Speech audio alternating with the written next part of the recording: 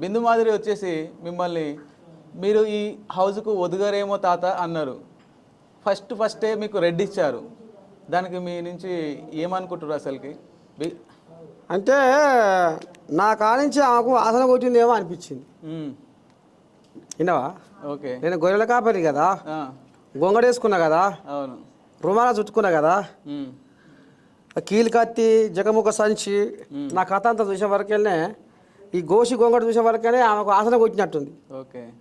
సామాన్యులకు అగ్ని పరీక్ష అన్నారు.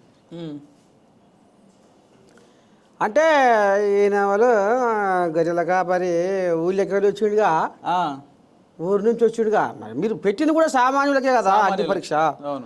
ఊళ్ళోకి వెళ్ళి వచ్చిన ఆయన మా కంటికి నజరు కొడతలేడు.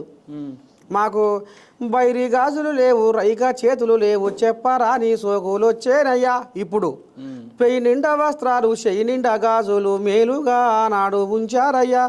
బైరి గాజులు లేవు, రైగా చేతులు లేవు, చెప్పరా నీ సోకులు వచ్చేనయ్యా. వాళ్ళకు పొచ్చి ఆవులు వేసుకొని, చినిగిపోయిన ప్యాంట్లు వేసుకొని, విన్నావా? అంటే ఇక ఆ రకంగా వాళ్ళు బొమ్మ చూపించారు, ప్రేమ చూపించారు.